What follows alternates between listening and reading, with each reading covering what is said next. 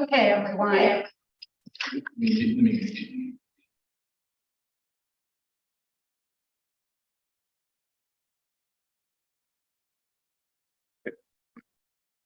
Good evening, everyone. I'm Tara Hitchens. I'm the Assistant Township Manager here at East Lampeter Township, and it's my pleasure to introduce Todd Poole of Forward Planning, who is leading the housing study for East Lampeter Township to bring us up to date on progress thus far.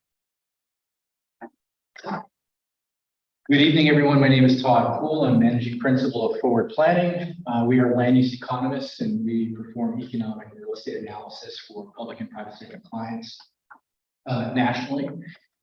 We do a lot of our work here in the Keystone State, so very familiar with the area generally. And I should also say, within the last year and a half, we worked on the Lancaster City Comprehensive Plan and performed a lot of their housing analysis, economic development analysis, as well as their policy. So it's a familiar area for us. Obviously, we're focused particularly on Lampeter Township. And so my objectives today are to basically tell a story about your housing market and to get you to understand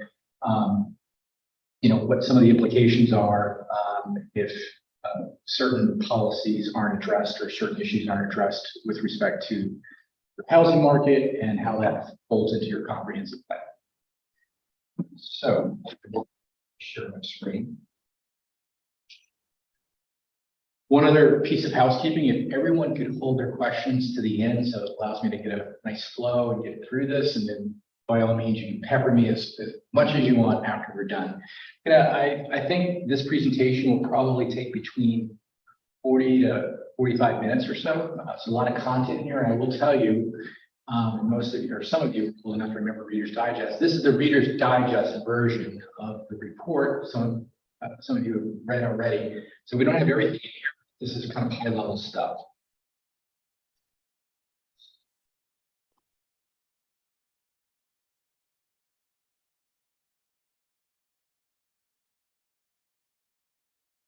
Okay, good to go.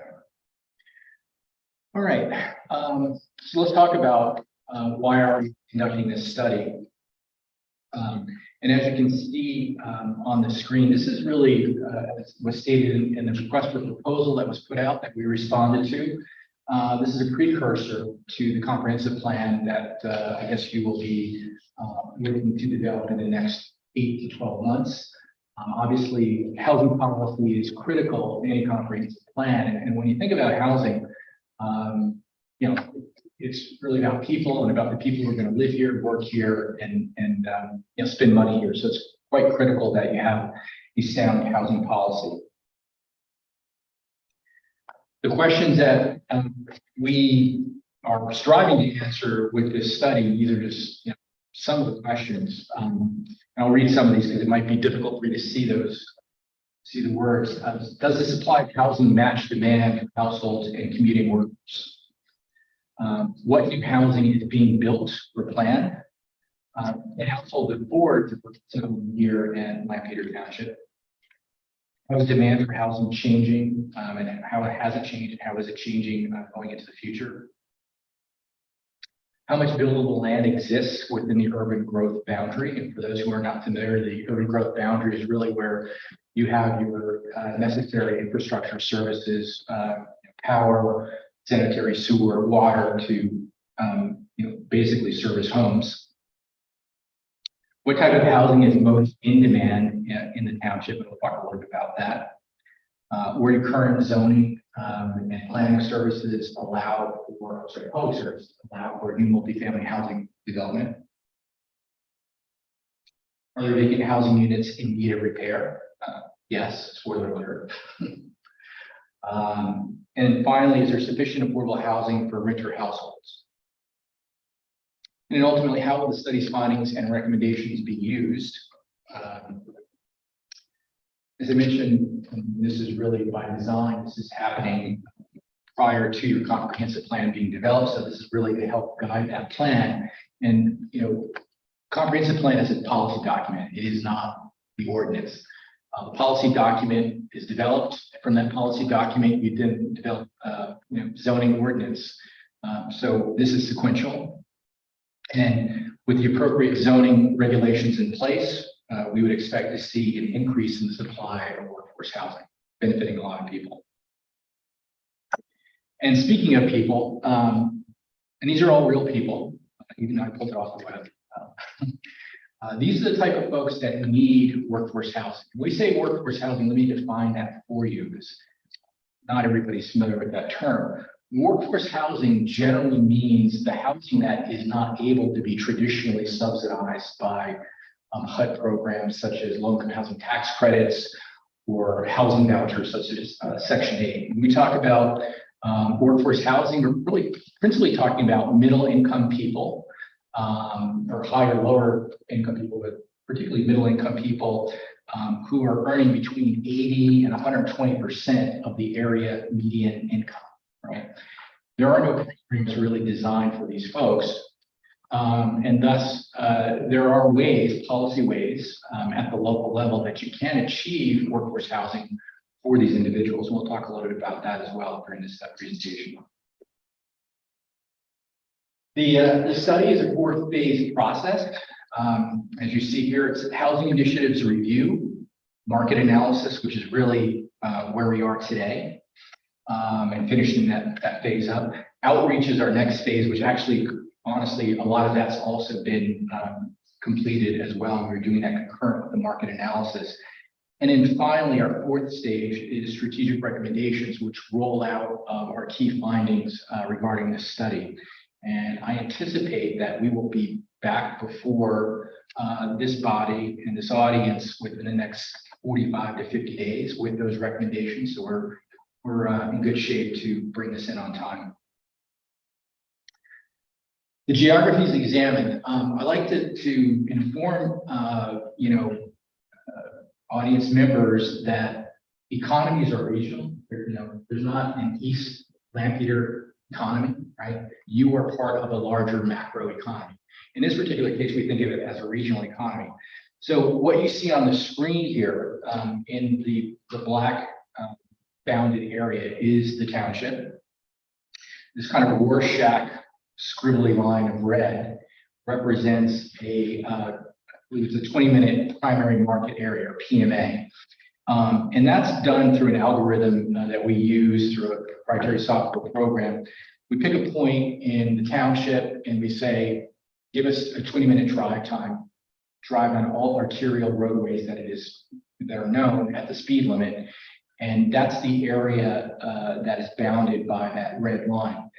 Why is it a primary market area? We like to tell you that within a PMA, roughly 70% of live, work, play takes place. In other words, most of the people who are going to work in the township, if they're not living here, are going to come from within that 20-minute distance. Most of the people who are going to shop within the township are going to, on a regular basis, are going to come within that 20-minute distance, and same thing with recreation.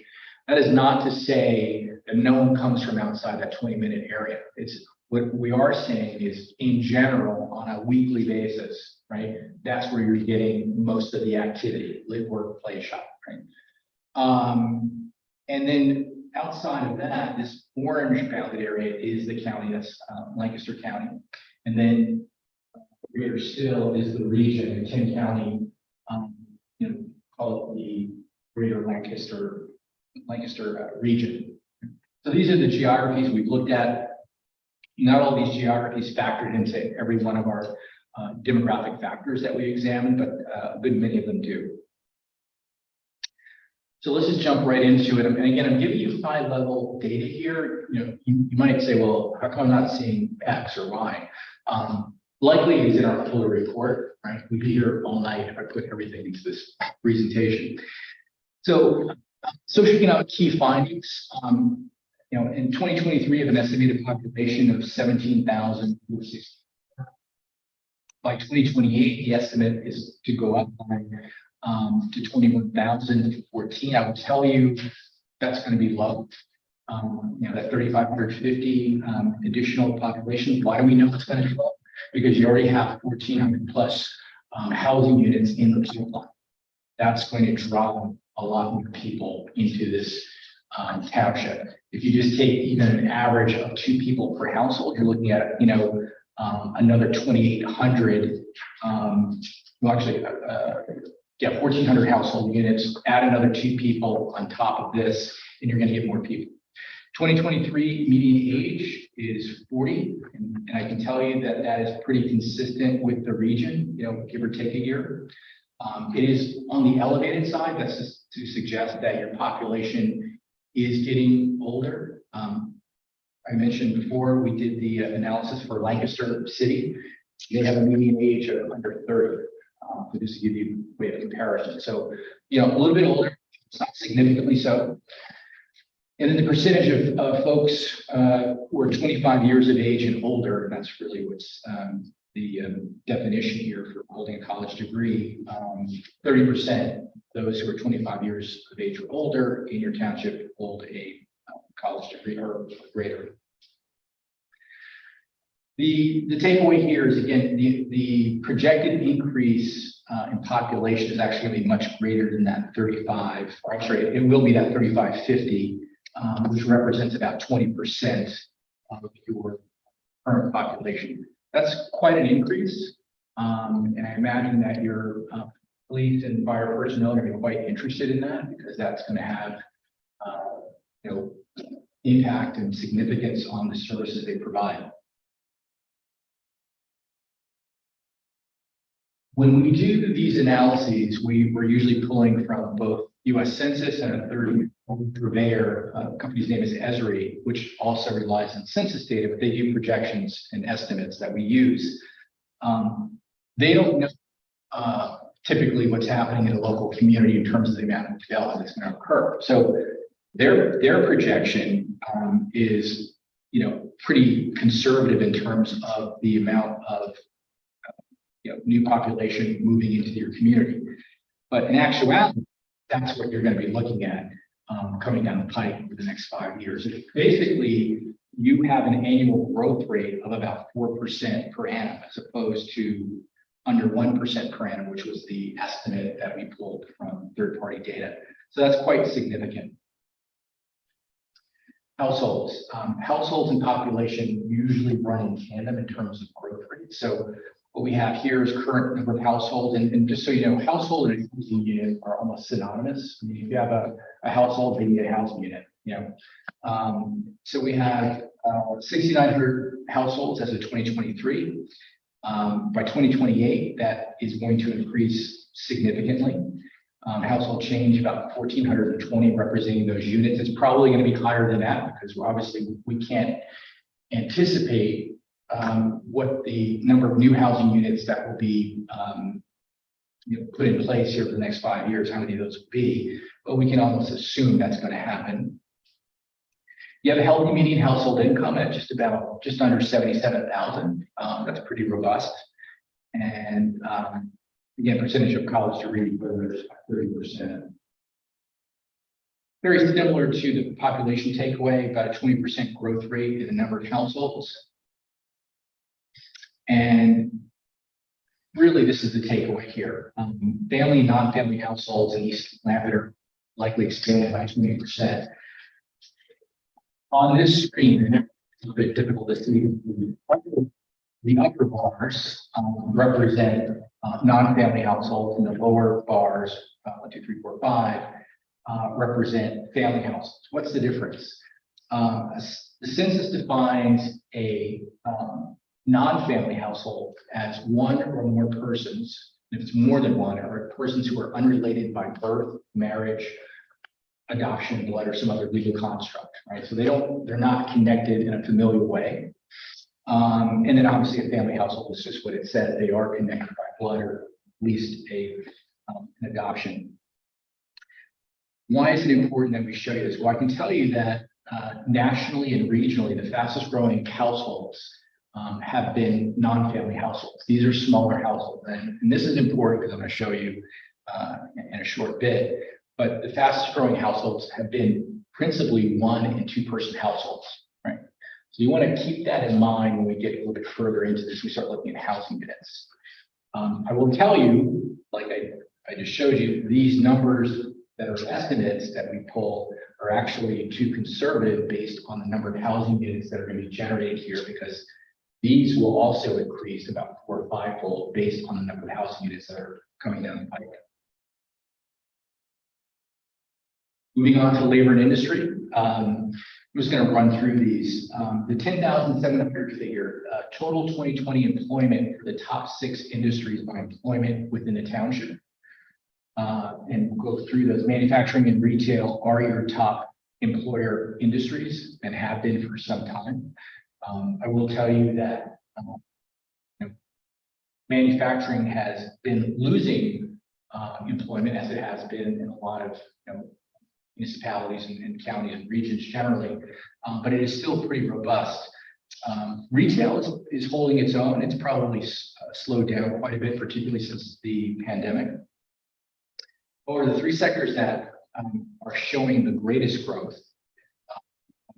Healthcare, which basically anywhere we go, and we study a lot of markets really all over the Northeast and the Midwest, this is the case. Healthcare, social assistance, which is a super industry sector, includes everybody from skilled neurosurgeons down to the orderlies who are working in the hospital and everything in between, home healthcare aides,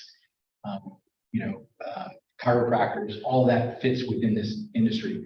That is the fastest growing industry by employment, followed by construction, which that's different. We rarely see that, but you obviously have a very robust construction industry locally, obviously high industries and others. And then wholesale trade, distribution, warehousing, that's also very robust. And you can see 145%, 31%, 32% respectively in terms of growth between 2002 and 2020. The industry that's really taken a hit, accommodation and food services, that your lodging facilities, your restaurants, right? It's difficult to know the reason why. Certainly we can look back at the last few years with the pandemic, but it goes beyond just the pandemic in terms of the loss of those jobs. But it has had a substantial decrease in employment, so that's something to keep an eye on. And in this one, the bottom one, I say it for last, 94%. So in 2020, which is the latest year for which we have this data, approximately 1,000 workers in the township who are they're working somewhere in the township lived outside of the township. That's a pretty high ratio. I mean, generally speaking, we'll find no greater than, let's say, 80%, 75% of the workers who are working at a given locale live somewhere else, right? So balance, 25% of the people who are working there, probably live there as well. This is a high number, and just to give you an idea, this is a heat map, and what I'm showing you is that 20-minute primary market area that I showed you before. In purple is the township, and everywhere we see like dark red and certainly yellow, which is the highest intensity of employment or the greatest concentration of employment. That's where the greatest number of employees are working. So obviously, this is the city of Lancaster, right next door, and then you have things that are happening out in the region. But you have relatively concentrated areas of employment within this 20-minute drive time.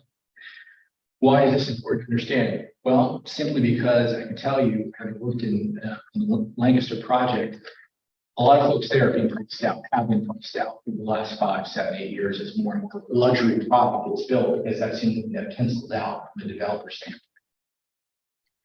So what does that mean? Well, in a lot of places, when you get priced out, you look somewhere else. Somewhere else is going to be places like the township and other nearby localities, because that's what people do. They want to be as close to their jobs, so they continue to look. And of course, as they do that, they also bid up housing stock in your township and in the townships neighboring to you. So again, another important factoid to remember. Moving on to residential real estate.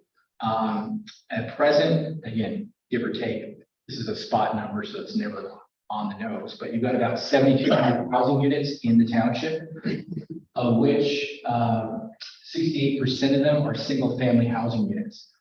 That's not bad. I mean, that's usually, I would say for a suburban community, actually, that's on the lower side. I typically see a higher number, see as high as 85%. That's on the lower side, but it's not low. Multifamily housing units at 24%. Talk about why that probably needs to be higher. And we have a 2021 estimated vacancy rate. The reason we're showing you 2021 and not 2023 is because we have more detail on that 2021 vacancy rate of 4.8%, which I'm going to come back to in a second. And then the percentage of renter occupied housing units is 41%. So that is to say that 59% of occupied housing units in your township are owner occupied and 41% are renter occupied. That's actually a very healthy market. As a matter of fact, it's healthier than I typically see. I will generally go into, for a suburban area, I should say, I will go into suburban, certainly rural areas, and the renter occupied housing unit percentage will be as low as 15%, 20% tops, right? So this is healthy. Problem is, they're not being housed in the units that they should be housed in because you don't have them. We'll talk about that. So jumping back to this 4.8%, I will tell you it is misleading. And here I'm going to show you why it's misleading. The takeaway here is that we want to continue to support this balance of owner versus renter occupied. But this 4.8% is misleading, and here's why. All right, on this screen, look at the top chart. The top chart is basically breaking out vacancy rate into owner occupancy and renter occupancy. And what we have arrayed here in the different colors are the different jurisdictions. We're showing you in green your township, in that kind of gold yellow color, the county. The blue is the state, and then the US is in the maroon or red. And really what you can see here, let's do this, where I have these arrows pointing down under owner occupied housing, you've got a 1% vacancy rate. Okay, and that was as of 2021, right? It could be lower than that right now. In the renter, occupied units, you've got a 2.2% vacancy rate. That's like both of those numbers are just unheard of, in terms of how low they are. And why? And why are they that? What changed from that 4.8%? Well, now look at the bottom screen. Detailed vacancy rate status. The Census Bureau, they have vacancy rate and overall, and then they break that vacancy rate into categories. So what we have here, and what we're showing you is there's other vacancies. There's for rent vacancies. That's somebody who's renting a unit, it's not occupied yet, but they're trying to get it rented. So there's that. There's sold and not occupied. Somebody just bought the house, but they're going to move in a month from now. There's like renter for rent. There's for sale only. Again, it's sitting vacant until somebody buys it and they'll move in. The other category is for seasonal, recreational, or occasional use. So that's somebody who's got a vacation home, or they use it when they're up here for whatever reason. And then there's rented, not occupied for migrant workers. That's shown here. The two big categories, as you can see, and percentages might be small for you, is under other vacant, you've got 46% for the township represents other vacant. What is other vacant? Well, it's somebody sitting on a housing unit that either is not marketable, it's in such disrepair they can't either sell it or rent it. It could be a unit that, there's sentimental value. I don't know anybody living here. Grandma lived here and I don't feel like putting on the market for anything, whatever. It doesn't fall into any of these other categories, is basically what I'm telling you, is that it is sitting there. Now, that 46%, what does that represent? I think I calculated that it's like 130 some odd units, something like that. Add to that the number of units, and this is much smaller, obviously, at 9% used for seasonal recreational purposes, right? So this is somebody coming to their house, using it over the summer or even over the winter, whenever, they're not here year round. Those units also show vacancy. The big one, though, is this 46%, which unless we did a very detailed survey, we can't tell you exactly why, but it doesn't fall into these other categories. This is an important graphic to pay attention to. And what I'm showing you here is household size versus unit size. And this is for 2021, again, kind of the latest data where we have detailed data. And just to familiarize yourself, the green, you have the bar up top for household size. Green represents one person, orange, two people in the household, blue is 3 people in the household, 4 for the purple, and then 5+ in the gray. That's household size. The bottom bar, bedrooms, the green represents a studio or 1 bedroom. The orange represents a 2-bedroom unit. The blue represents a 3-bedroom unit. The maroon or red, a 4-bedroom unit, and the gray, 5+ bedrooms. So it's a so what question. We like to ask that. So what? I'm showing you this data. The so what question here is this. 1 and 2 person households represented by that top bar here. If you combine them, you've got 53% of your households in the township as of 2021 were 1 and 2 person households. Remember what I told you about the fastest growing households are non-family households. This is principally where that's centered.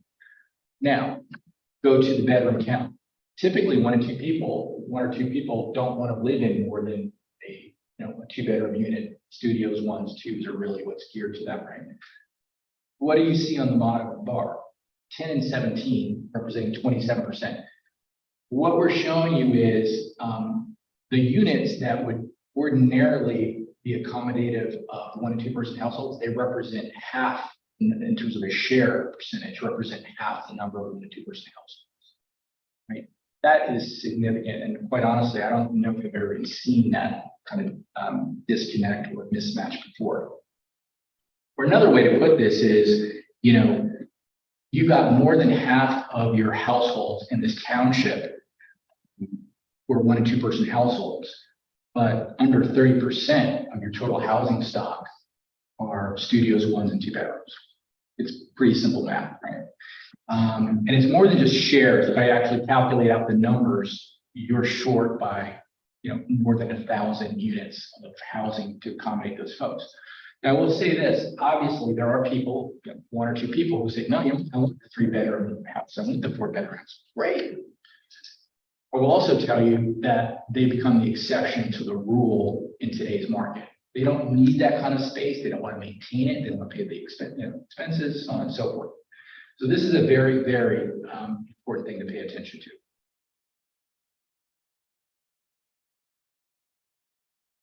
Affordable housing. We are also charged with kind of examining the affordable housing, market for your township. And based on the numbers, and this is based on doing interviews and surveys, with the county's Housing and Redevelopment Authority and the Housing Finance Agency, just 2% of the total housing inventory are officially affordable, and that's combined, 103 affordable housing units that are actually in buildings, right? They were built as affordable housing and dedicated for people who qualify. And then 42 affordable housing vouchers. Those are Section 8 vouchers, and they travel with the person, unlike project-based, which doesn't really exist anymore. These are the vouchers where somebody gets on a list, they get a voucher, and then they go and find a landlord who will accept that voucher, and they pay them more than 30% of their income towards rent. 2% of your housing units are considered affordable officially. Okay? I say that officially because, sure, there are people living in places in your township which we will never know about that are probably paying something that's affordable because mom and dad allows them to pay something that's affordable, or a friend or a neighbor, right? But this is official, and this is, you're deficient. How much housing is in your pipeline? Because this obviously now we get to the point of how are we going to satisfy the deficiency in these housing unit numbers. Frozen. So right now, and again, we conducted a number of interviews with active developers in your township. So you can see on the screen, Devon Creek Development, Rockville, Greenfield North, or also known as Zugesh Yoder Phase 3. The villages at Greenfield, Marenbo Farms, and then 1782 Lincoln Highway East.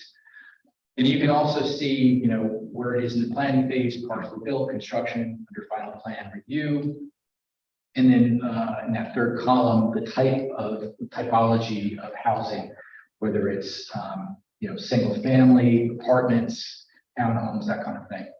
All right, so 1,421 units, and that's again, where I said earlier on, because our third party sources don't pick this up, is 1,421 units represents 1,421 new households, right? And throw 2 people per household, that's a minimum of 2,800. It could be as many as 3,000 people coming in just based on this alone, right? And that's today. For the next 5 years, it is highly likely, and I'm going to show you why, it is highly likely you're going to get dozens more units, a few hundred more units developed. How much demand exists? Well, in my field, we do something called supply demand analysis, which allows us, after looking at all these metrics, and again, I'm showing you a high level view of our report, we'll actually show you the detail of this type of analysis and everything that goes into it. But what we identified is, as of really today and going out 5 years, if nothing else were developed, beyond the 1,420 that we know about, and that's all we can go with because that's what we know. If nothing else were developed, you'd still be short by about 720 units, right? And that is to say what we take it on. I'm going to show you what we take it on now. Here are the assumptions that go into arriving at 720 units. How expected to grow by 1,420. So we take that, we put that in the mix. The county will maintain a natural average annual housing vacancy rate of 3%. There's a natural vacancy rate in most communities of between 3 and 7%. You have that kind of vacancy because you allow for churn in the marketplace. In other words, you need to have vacant housing for people to move and, either for sales purposes or renting purposes, there's got to be some vacant stock for churn in the housing market to take place. Usually in a healthy housing market that represents anywhere from 3 to 7%. The sweet spot's around 5%. When it's much lower than that, as I've already shown you, you got problems. And if it's much higher than that, you're in a depressed market, and most likely it's due to a factory shutdown, or you've got, challenges economically, and people are leaving to find jobs. So you don't have that problem, but you have it on the other end where you've got too low a vacancy rate. Remaining vacant housing within the county is physically obsolescent, or actually, this is the township. Remaining vacant housing within the township is physically obsolescent or unmarketable. Every community also has a certain percentage, it's usually low, percentage of housing stock that is just not marketable. Now, remember, I talked about that high vacancy rate of housing units. There are housing units in your township that are in disrepair, right? They're not ready to be placed on the market. It represents a percent. Maybe it's higher than it should be, but we take that into consideration. So that falls out of the mix. Household formation between the next 5 years is based on the housing pipeline, which we've already shown you. Employment growth is based on an average annual growth rate of 0.4% for 2020 base employment. That's what we're taking is how your employment in this area has been growing on an annualized basis of 0.4%. Why does that matter? Because employment growth also creates demand for housing. Where we have that growth in employment, where people come in the market, they want to live close to where they work. So that's going to drive it. We factor that in. We also consider this, and this is very key. And remember, 94% of the people who work in your township don't live in your township, right? They're commuting somewhere else. Some, a few minutes outside, some as far as an hour away. What we're saying is 5 of every 100 township workers, or workers who are employed in the township, would trade that commute if adequate housing existed. I would bet my entire life savings that is the case, because it is the case. They survey people about, housing challenges. That's usually the number one thing is they can't find quality, affordable housing close to their places of employment. And that's the same thing here. And finally, we wear out housing. Everything wears out. We wear out, cars wear out, right? If you built 100 houses today, they're quality, in 100 years, you would have to either substantially renovate them or knock them down. Housing wears out. So our assumption in a healthy market is 1% of your housing stock annually wears out. In other words, it needs to either be substantially renovated or demolished. So that factors in. So that's how we get to that 720 units. And again, details in report. Are there opportunities to build more units? Absolutely. Right, and again, working with both Tara and Colin were very helpful with this and reviewing all of the data. There are approximately 614 acres of developable land today in the township.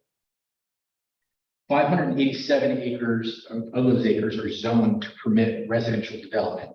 Okay. 99 of those acres are zoned to permit multifamily development. Okay, multifamily in the parlance of folks like me means 5 or more units, right? Does not mean a duplex or even 4 units. That's not multifamily. That's still considered, it's considered townhouses or duplexes, not single family, but it's not multifamily. So 99 of these acres are zoned for multifamily development. And 39 of these acres, are comprise parcels of 4 acres or more. Why do we choose 4 acres or more as a cutoff? If I'm a developer and I'm enticed to come into the town or into the township to develop a multifamily, I don't want to develop on a postage stamp. Give me some land because this is a suburban area. And unlike urban areas, I can go vertical with parking and everything else. Structured parking is not going to pencil here. Ergo, I need some land area to park my project. And also, from a developer of a certain size, I need a certain number of units for me to be interested to begin with, right? And I also am not going to be able to go beyond 3 or 4 stories, most likely. So if I'm building a couple hundred units, I'm going to be spread out with my parking and obviously some, amenities for the tenant. So that's why we chose 4 acres as the cutoff. Could it be 3? It could, but I think 4 is probably preferable for a lot of developers. Here I'm showing you kind of a growth boundary map. And really what you have in the dotted outlines is it's a quarter mile within a bus service or park. All right, that's represented by that dotted line. I'm also showing you some of these larger developments that are in process: Devon Creek, Greenfield North, Rockville Development, and then we're also just showing you a few of the larger parcels of 4 acres or greater. And working with both Tara and Colin, we were able to identify where there are these pockets of opportunities, development opportunities that are spread throughout, but within your service area. So we would not be advocating to build on virgin farmland with no infrastructure. It makes no sense. It's not smart growth, it's dumb growth. And we wouldn't advocate for that. We are strongly advocating though, where you have land that is within a service area and it's zoned for residential, let's get it developed.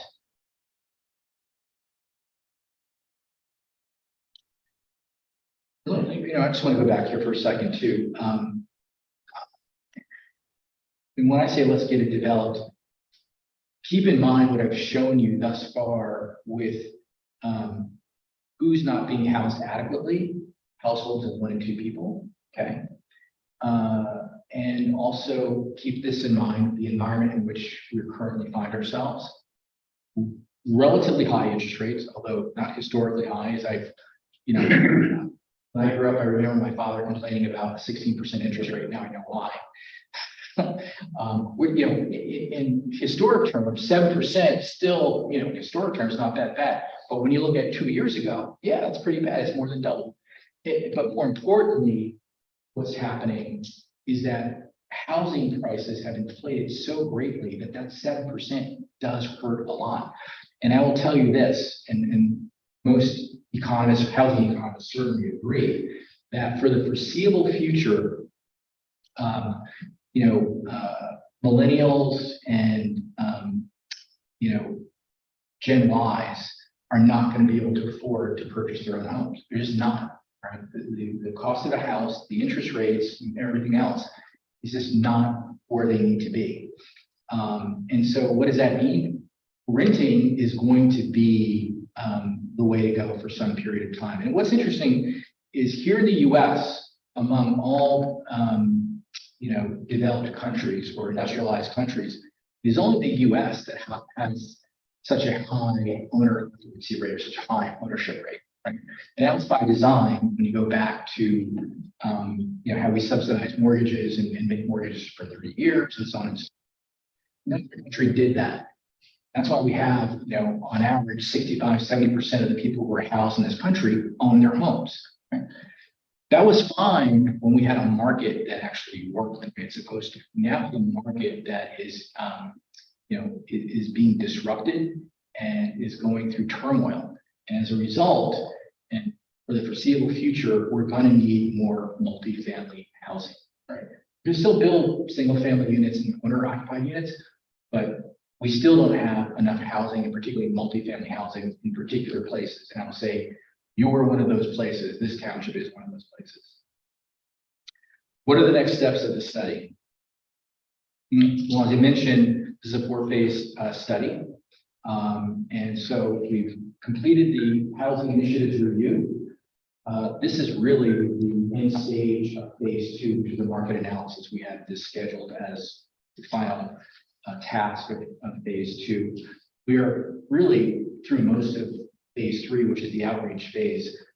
We'll talk about what remains, but a lot of that's also been conducted. And finally, in the 4th stage, which you see the strategic recommendations, is really where we'll be getting to the next week or two, where we start making specific recommendations as it concerns housing policy, funding, and other efforts that can be taken by the township, possibly in coordination with either the private sector or with the county or the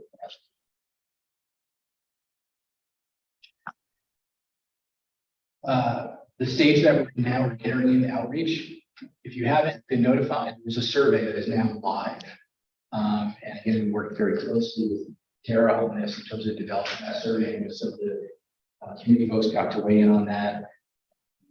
And so this survey is out. The survey is designed to go to large employers specifically and make those surveys available to their employees, right? Not the employers themselves, although the employers could take the survey as well. But the surveys are designed to be made available to their employees so that we can get some interesting feedback about what their housing challenges are, and it's a myriad of questions asking, are you adequately housed now? If not, why not? What type of housing you're looking for? When you move, or identify background information such as age, income, all that good stuff. And we will be able to cross-tabulate the findings once it starts rolling in over the next 2 weeks. The survey will be open for approximately 3 weeks, I think is what we agreed to. So there's the beginning stage of this. This will also help to inform our final recommendations once we get this information back. And with that, I will open it up to questions. I stayed right on time. Thank you.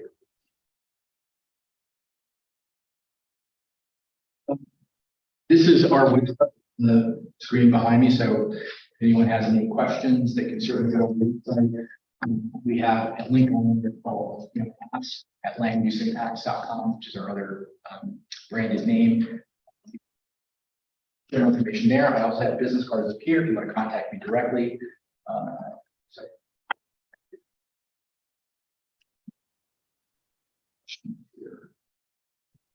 Todd, it's Corey Meyer. Can you hear me? Yes. How you doing? I'm one of the board of supervisors and on the committee. Can you go back to the slide that talked about the number of acres that we have that, broke it down from 600 down to 39 or so? the question I have is, do we know, probably more to the township, what those properties are zoned R1, R2, or R3? What's the breakdown? We have a table, a detailed table of that in our report. Again, in fact, it'd be overkill to try to put all that in here. That's fine. Yeah, it's a detailed table of how all those, zoning designations and the amount of acreage zoned for the type of residence. So we have low density, medium density, high density. We also have broken out by as of right versus by special exception. So that it's all in there. Awesome. Great. I'll take a look at it. Thank you. Welcome. And great job, by the way. Thank you. Oh, on that, how did you get the buildable land acres for those zones? Because they look a little off. That information was actually provided by Lancaster County through their buildable land study.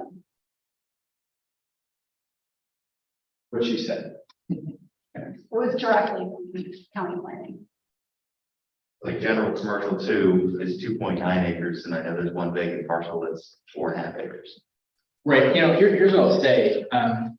It is not unusual for errors of, because the fact that when we do GIS analysis or use GIS files, depending on when the data was entered, if it was entered correctly or not, it's never going to be 100%. But here's what I'll say. You should be looking at this as order of scale and magnitude, not detailed stuff. We're talking about a couple acres, 3 acres off. No, I'm saying it says there's only 3 acres Oh, what? in commercial 2. The entire the urban growth boundary to commercial. That's buildable. Development, not existing with activity. Yeah. Right. Any pixel waves that would take all of them out. Right. Are those so the other one is where it says total acreage that allow housing by for the I2, I1, and the C2 and C3, how were those calculated? Were those calculated as allowed housing by right or not? Yeah, the 2 asterisks in the table. Mhm. So the zoning allows for brand new and previously existing single family, and then no other housing like that. So that's also a very large acreage area in the urban growth boundary. Honestly, that's going to be a question for the county, and we're pulling their data. The township doesn't have how many acres are in those zones. We've always relied on the county's data for buildable land.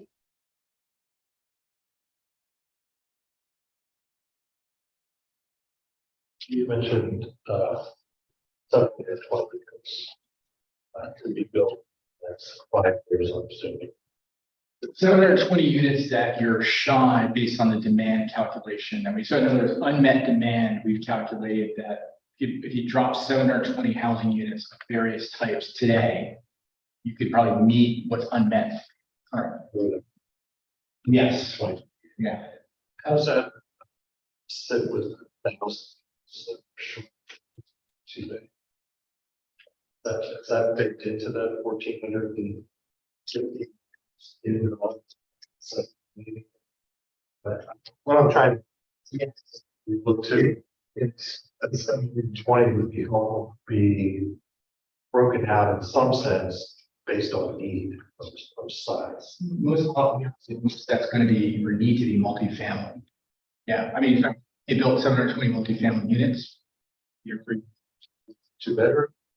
Studios 1s and 2s. I mean, yeah, are you gonna have some 3s there? Sure. Yeah, absolutely. But here's the other thing I'll tell you is, and I didn't look very closely at the child population. Here's what's happening, with the exception of this year, fertility rates have been declining in this country for more than a decade, 2 decades. Most places, and certainly most places that we do analysis, and we do a lot of fiscal impact analysis, so we're necessarily looking at population multipliers. And we're using current. We hired a data scientist. We created an algorithm that scrapes American Community Survey, which is Census Bureau data for every state. And what we did, just in short, is we have a regression model that says all the new housing that was built over the last 5 years of every sort, townhouses, condos, apartments, single family, 1, 2, 3, 4, right? We have a regression model that says how many people live in each one of those types of housing. And so we have the very latest multipliers, residential development. What we see almost all the time is that there are fewer and fewer public school age kids, so much so that there are school districts that are mothballing schools. Now, that's more so in urban areas in particular, but it's also affecting first-rate suburban communities a lot right now as well. And in some cases, getting out this far too. I don't, we weren't hired to do a fiscal for you. I'd recommend that you hire someone.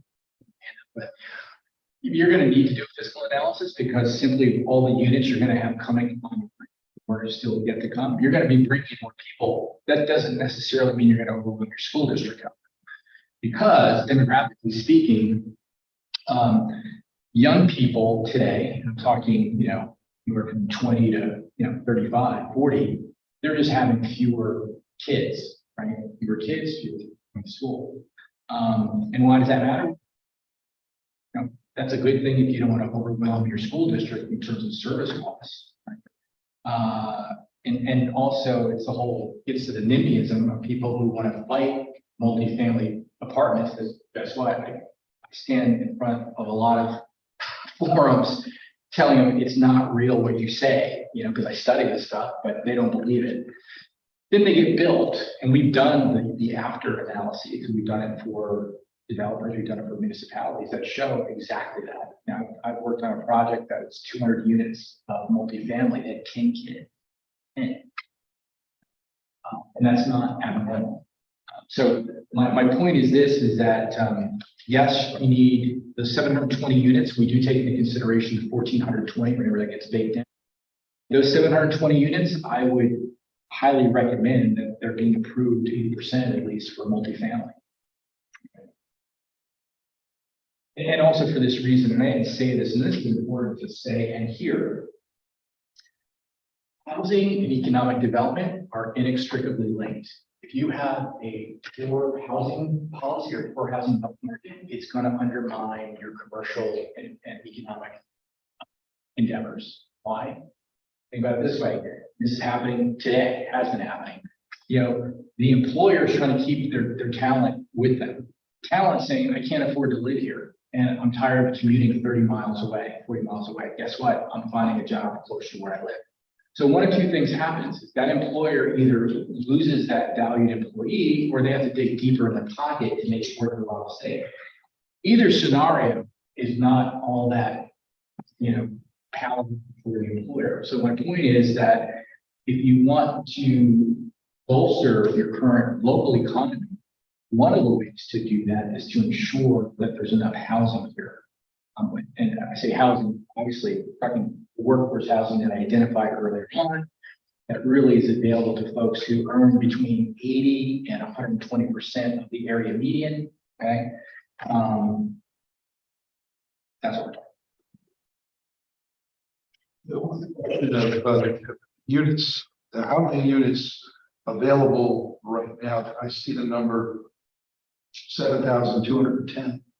Currently in your township, you've got about 7,200 units of housing. And the single, running quickly, single is that 1 or 2 bedrooms, 68%. No, single family units, 68% of all your housing stock are single family. Those are going to be principally 3 and 4 bedroom units. Principally. That's the 68%. Correct. Now, what's interesting, and again, this I hardly ever see this, is you've got the 68% of your housing stock is represented as single family housing units, again, 3, 4 bedrooms. However, only 59% of households are owners of their housing units. Right? So you got this 59% are owners, but you got 68% of your housing stock is single family. Well, you got a lot of single family housing being rented to folks, and probably in some of those cases, 1 and 2 people who they've got no choice, but sure, I'll rent a 3 bedroom, 4 bedroom, even though I don't need that much space. So that's another it's plain to see data, but that's more evidence that you don't have a sufficient stock of that, 1 and 2. For the single and double occupancy unit. For the 1 and 2 person households, right? So you have an increase in those people. You feel that that's going to continue. Absolutely. Right. Yep. And 24% of the 7-10 are multifamily units. Yes. Yeah, right. Yeah, I mean, and here's another kind of factoid to think about is, and we're seeing this a lot of community. You got people in this township probably live in a single family house, 3-4 bedrooms. They're in their late 50s to mid 60s. The kids are gone, right? They're getting ready to retire if they're not retired already. And guess what? They don't need 3,000 square feet or 2,500 square feet. However, they want to stay local. Right? It's a misconception that, you hit 65, everybody's moving to Florida or Sunshine State. Only 7 or 8% of households actually do that in the US. And again, that's a fact. Most households, they want to stay close to their family and business network and friends, right? I mean, I'm moving to Florida. I don't know anybody in Florida. I want to be close to my family and friends. The challenge in most communities, not just this one, is the housing stock that those folks want to move to doesn't exist. The quality, right? And guess what? Housing is an ecology. I say it this way: if they don't move and sell, it jams up the person behind them. And maybe they're in the move. The person in the startup is stuck in the startup because these folks move, right? And guess what? Because the people in the starter home can't move, the person renting wants the starter home, can't go anywhere either. That's an ecology of housing that used to work pretty well. It now doesn't work. So that's what I'm talking about. And I think, again, not that it's going to be solved by just building more multifamily units, but I think it'll take a little bit of the pressure. The population, you've expressed it, I think we've read it and seen it in the studies that show, smaller families. So you have a single person or a couple living together in a unit, right? They are resident. You're saying that's going to continue. Trends are that's going to continue. But the age of those people and their particular demographic behavior, they to me would be important to know. And I'm sure you've controlled for this, but I'm just asking because they seem like they would be more transient. The people who are renting, Yeah, this population, even though we have to be prepared for the trend is, right, it's 1 or 2 people in the same household. But how long does that sustain itself? Even though I see there's smaller families and they may not need a bigger home. But in other words, aren't they more likely to move and transition with jobs depending on what their status is, what is their age? And absolutely. In America, I think it's every 4 years, roughly 15 to 20% of households move somewhere. Most moves take place intra-county, so they stay within the county, right? 80% of moves take place intra-county. The ones who are moving out of the county, it's either for a job, family emergency, whatever, or some other reason. But most people, if they're going to move, they're going to stay relatively local. The people who move the most are young, and also their income prospects aren't so great, right? They are the most transient of all households. Older people, particularly of higher income means, they stay put, right? And then you got everything in between. However, I will also say that we are in we're in a new realm today because of just the unaffordability of housing. And if you look at surveys, a lot of younger people, I'm talking, under 35, are basically resigned to the fact that they're going to be renters for the remainder of their lives. Some okay with it, some not so okay, but they recognize, I got $1,000 in student debt, right? My job pays me so. How am I going to afford to buy this, right? And just mom and dad leave me something in the woods, right? So you're going to see a lot of renters who, guess what, aren't going to stay because they're fine in all of the respects, but they're just renters.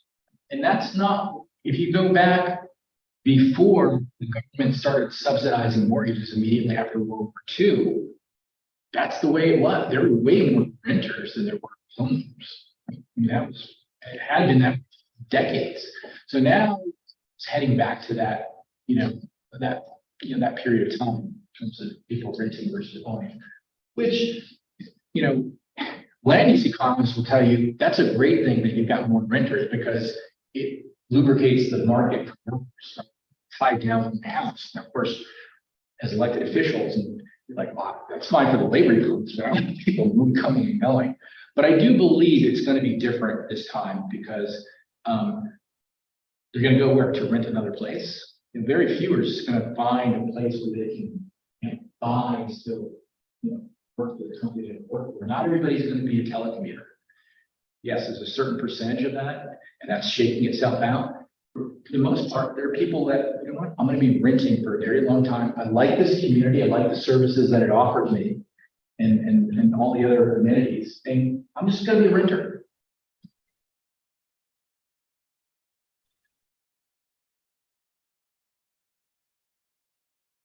So on the 13,840 commuters who are commuting in, and then you've got 1,860 of those traveling more than 25 miles to work.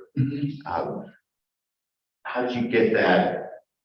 I agree that I wouldn't take your bet that 5% of those would love to live closer. Yeah. But how did you get 5%? That number? Yeah. Right. So this is the way this works. We use a program called On the Map, which is a census-based program that's been in, we've been using it for over a decade, but it's been around for probably like 15 years. On the Map is a census service that they work with state employment offices or state departments of labor and employment offices for every state. Every works for a company has an unemployment insurance number, right? It's a tag that follows you job to job, you get the same number. What the Census Bureau has done in partnership with the states is they basically say, give us the data and we're going to geocode where people work and where they live. Because guess what? When you have an unemployment insurance number, I can tell you where you work and I can tell you where you live. The neat thing for people like me is the Census Bureau has been mapping this for years. And so it's a really cool map and we can do all kinds of cool things with it. And it even tells us not only where they work and live, but it tells us what industries they work in broad categories, an age group that they're within, whether they're private or public sector, and a few other nice details. So that's how we can do it. Right, we can say this number, and we take 5%. I could have taken 7, 8, 10. We use 5 as conservative. Yeah, that tool. Yeah. Yep. Why the 5%? Because we think that's conservative to say 5 out of workers that are traveling outside the area. And we can't say without surveying, we can say with certainty. But I think it'd be in terms of an interval confidence saying 5 people out of every 100 would probably say yeah. And so in your projection, if you're assuming the 5%, shouldn't that number be, shouldn't the 94% then change?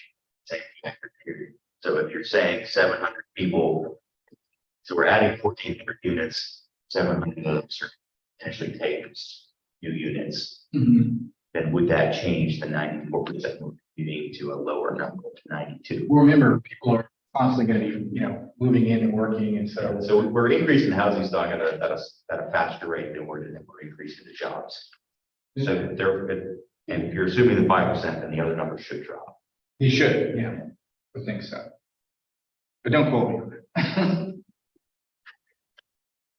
But also looking at, so assuming all those assumptions being correct, right now we're deficient about 700 units. And in 5 years, we're on track to be deficient by 720 units. So affordability, adequately, pipeline will actually less affordable in years with everything we have. The number of housing demand has increased. The supply has also increased, but the demand has increased at a high. Correct. You're still going to be short. I mean, and that's honestly, that's the story of the crisis in America. We are not building enough housing fast enough. Part of that happened in the crash in 2008, 2010, you lost a lot of developers, a lot of, right? So what would have ordinarily been developed in those years and all the way through 2012 didn't get developed. And so that really represents a lot of the deficit of housing all over the place.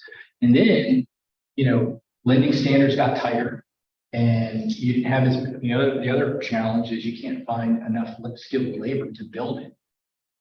And we're going to be looking at this too in our next phase is regulatory issues. Right? You talk to any developer anywhere, particularly where it concerns housing, they'll tell you, 20-30% of my cost is the regulations I'm being, subject to. Now, it varies from municipality to municipality, but that's a real number. Cost of land is also challenging. The zoning requirements. Are you giving me the bonus density that I need to build more housing that could be affordable? Or are you going to, say, no, we're going to downzone you and tough luck?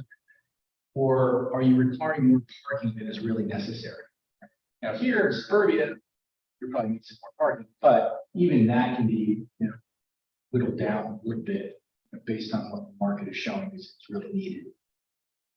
When multi-unit developers look at land, this is in reference to our township's discussion with Rockville. We asked them to bring more units into that piece. Right. Is there economies of scales to a certain point with number of units, and then does it drop? Or how do they analyze when they go from, let's say, 500 units on a given plot, and the township saying, can you do 700, 800? What factors come into play that feed into that economies of scale? Right. Those level of projects. Most developers, when we work for developers as well, doing their analysis, is they're going to look to maximize the piece of real estate you give them, because every additional unit, assuming there is an economy of scale that continues, is going to just generate more income for them. If you're, if you've got land that is restricting how many units can be developed, that's when they start to pull back and say, it's not going to pencil out for me because, I've got a certain base level of cost to construct this thing, and you're limiting me. I need an extra 20, 30 units to make it realize, an appropriate return based on that. So it's usually not how many more units. They'll continue to build. I mean, they'll say they're going to continue to go up to do it. They'll continue to build. The issue is always, what's the maximum you're allowing them to build? You're limiting them. I would add one more point to that, though. I think here in this county, it's cost of construction versus. Absolutely. And look at some of the projects that are getting built now. Units, and also absorption. Right. Here's what I will tell you. This is recent reporting that's come out nationally and regionally. Because developers have been going like gangbusters over the last 2 years building multifamily, absorption rates, the pace at which they can rent an apartment over a certain period of time, those are slowing down dramatically. In other words, there's starting to be a glut in some places, obviously not here, but in other places, there's starting to be a glut. For that. I don't think you have that problem here. You certainly don't have it in the city of Lancaster. So I think you're safe from that issue for now. And also, I would say this is that people are driving further and further to find that affordable housing, right? So they're coming this way. And I showed you on the heat map where all the employment centers are. They're in range of this, they're within a 20-minute drive of this place. So if you build it, they will. On that 20-minute range, so you took a geographic, it was Mount City Road. Yeah. As the midpoint geographic. Yeah.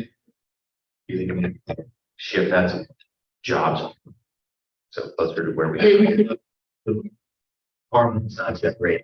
Yeah. The commuter traffic, Yeah. is getting closer to. Yeah. I mean, we could shift it and we'll pick up, different numbers. Then you hit Columbia, E-Town, and Manheim Borough. Yeah. in line two, so it's referred to as intercept, so they too will have housing units being developed that way as well. So they'll pick up some landslide. You shouldn't be considered like living that come here. It's just to say, we want to know how much potential demand there is surrounding you, which is significant. One other point I think I heard you say is that the units that we are built 720, 14 should all be in that affordable range of 80 to 120%.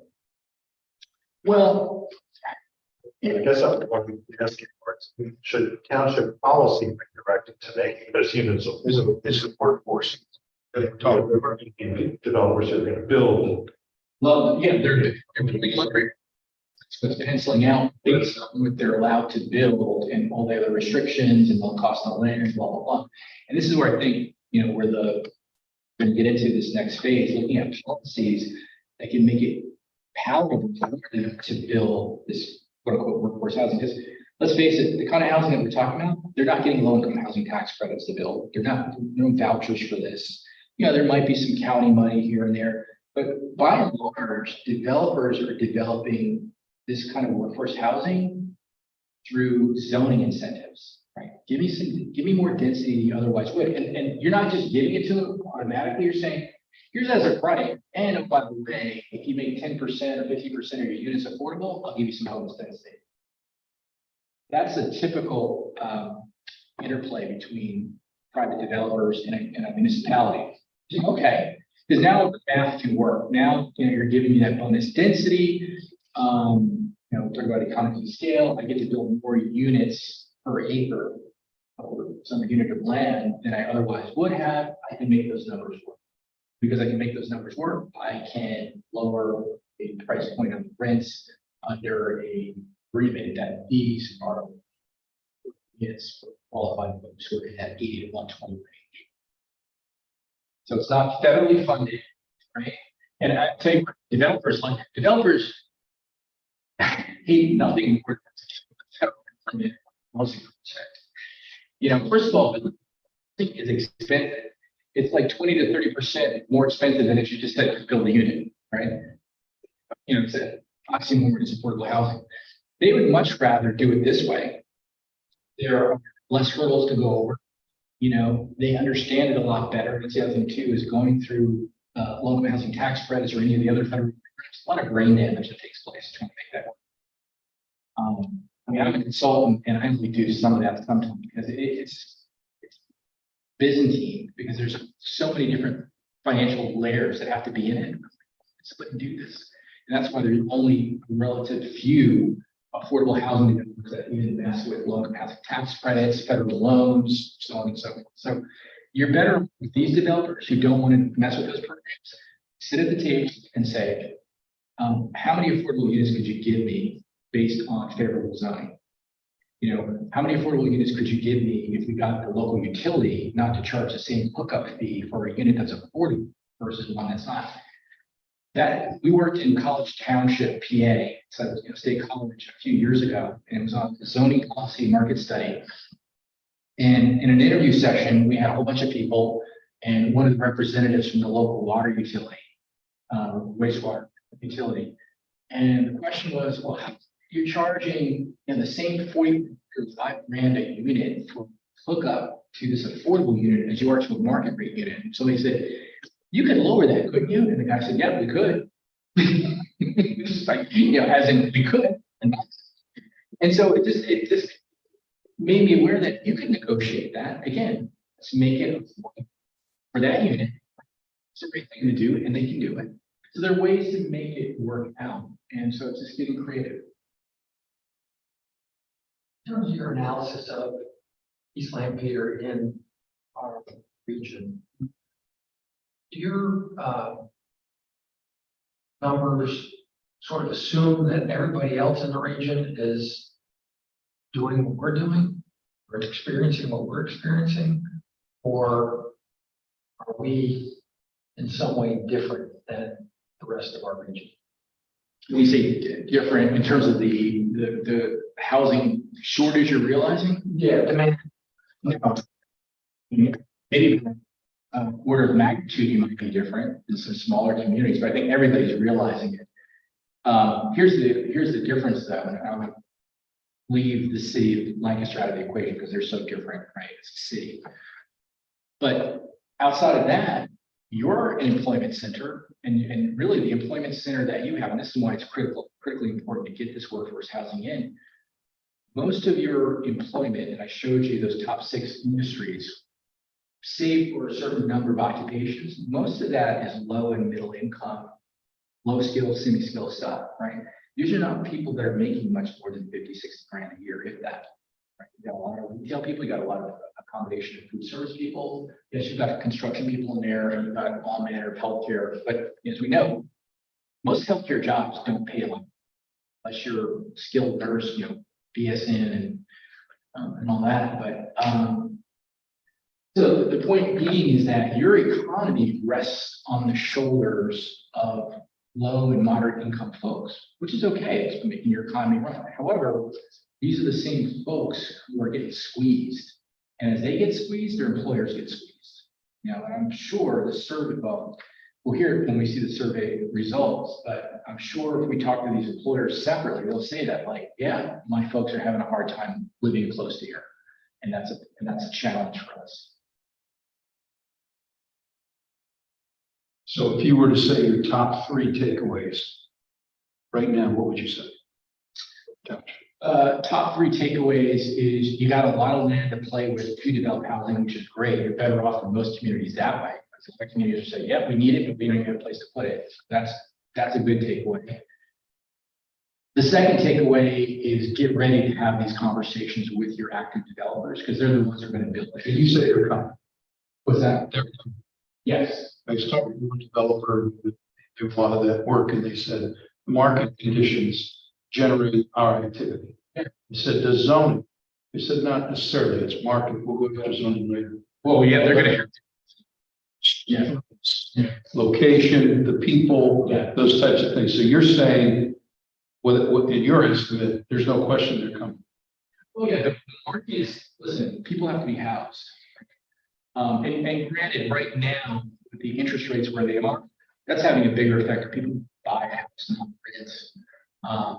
And so it's one of the reasons why balance, you're seeing a lot more multifamily rental starts, construction than you are single family construction starts. That will continue. It'll probably slow for the time being because of the interest rates where they are. But once that kind of shakes out, it'll be back to the same thing again. They're going to still be building more multifamily, single families, which are the fact that you only have so many people who can afford 600,000, 7,000 house. So, okay. Number three. Well, number 3 is to take advantage right now of planning out where this stuff is going to go and what it's going to be and the policies that are going to incentivize it to happen, right? And I think I would assume you guys have good relationships with the developers in your community, right? We interviewed a number of them, and no one spoke poorly of the township. In fact, a number of them spoke, very favorably and being complimentary to the township based on the way that it does business relative to other places. So you do have that going for you. But I think the question becomes: is you got to, people demonize developers as if they're these devils that are just, pigs with money in their hands, right? Yes, they're profit-driven entities, but any developer is just going to build where you say they can build. And all the developer wants to know is, how do I get from A to B? I want certainty. I don't need your incentives, right? Just tell me how to get from A to B, right? Now you're telling them, we're going to show you how to get to A to B. And oh, by the way, we need you to help create more of this type of housing. They're going to say, okay, if that's going to give me A to B, fine. What does that entail? That's when you're starting to sit down and saying, okay, let's negotiate. What does that mean in terms of zoning, parking restrictions, maybe giving you some regulatory relief in other areas, costs, whatever it may be.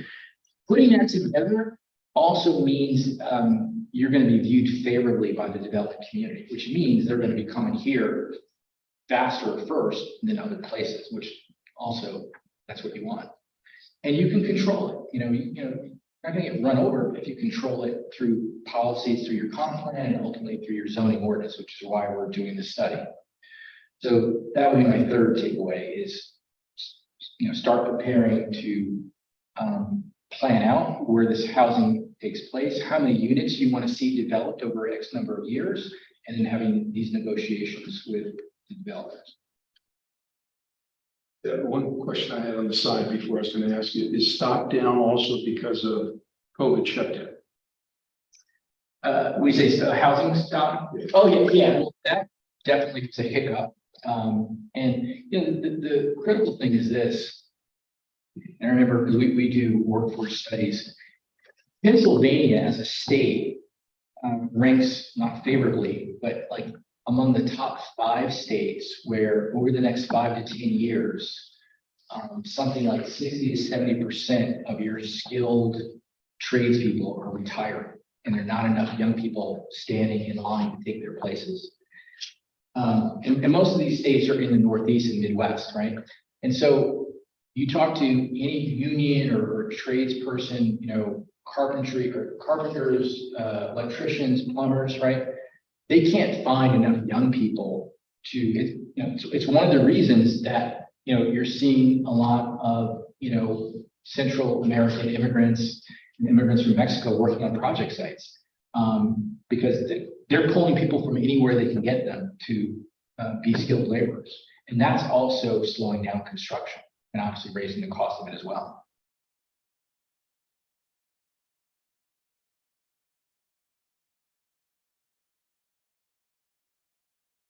Any other questions?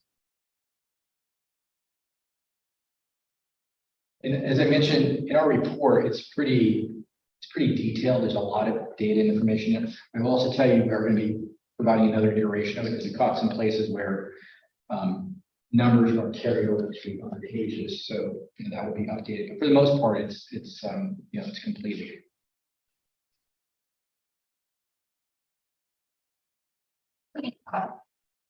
Thank you all for your questions, for looking through the document. Really appreciate it. We'll see you all in about 45 days for the next public meeting. Thank you.